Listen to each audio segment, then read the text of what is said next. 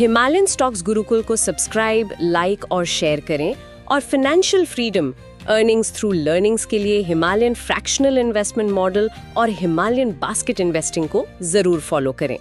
नमस्कार और हमारी आज की खास चर्चा में आपका स्वागत है। आज हम बात करेंगे उस गिरावट की जिसने सबको चौंका दिया। बिल्कुल। बाजार एकदम रिकॉर्ड ऊंचाई पर था, सब कुछ हरा हरा दिख रहा था और फिर अचानक से धड़ाम। हाँ, एक ही दिन में सारा माहौल बदल गया। सेंसेक्स 400 अंक नीचे और निफ्टी भी 124 अंक लुढ़क गया। तो आज इस पूरी गुत्थी को सुलझाने के लिए हम हिमालयन स्टॉक्स गुरुकुल के एक बहुत ही गहरे विश्लेषण का सहारा ले रहे हैं। जी। तो चलिए समझते हैं कि आखिर हुआ क्या और यहाँ से आगे क्या हो सकता है।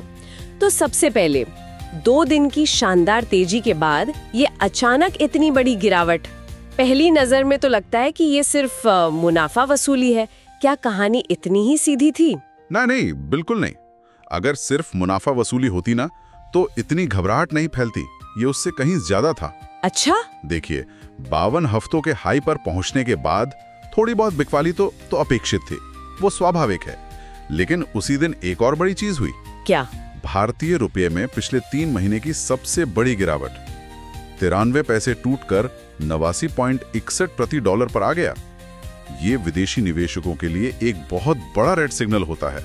और एक और सिग्नल था, इंडिया विक्स, जिसे हम डर का मीटर भी कहते हैं, उसमें तो 13% का उछाल आया। बहुत बड़ा जंप था वो। 13%? इसका मतलब ट्रेडर्स की तो धड़कनें बढ़ गई होंगी। धड़कने क्या, दिल मुंह को आ गया होगा। विक्स का इतना बढ़ना साफ साफ बताता है कि बाजार में अनिश्चितता और बेचैनी है। मतलब ट्रेडर्स को डर है कि आगे बड़े उतार चढ़ाव आ सकते हैं। सही बात है।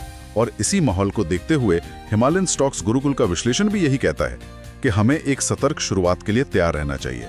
ठीक है, तो ये तो हुई घरेलू बात, लेकिन मैंने सुना है कि ये कहानी सिर्फ भारत की नहीं थी, है ना? ऐसा लग रहा था जैसे ग्लोबल असर था। बिल्कुल सही पकड़ा आपने।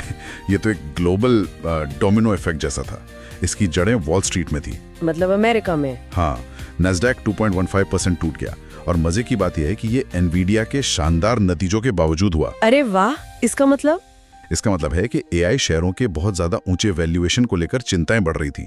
और जब वॉल स्ट्रीट छींकता है तो पूरी दुनिया को जुकाम हो जाता है। बिल्कुल वही हुआ। एशियाई बाजारों में भारी बिकवाली हुई। दक्षिण कोरिया का कोस्पी 3.7% और जापान का निके 2.2% गिरा है। और याद रखिए, ये सारी जानकारी और विश्लेषण हिमालयन स्टॉक्स गुरुकुल की तरफ से था।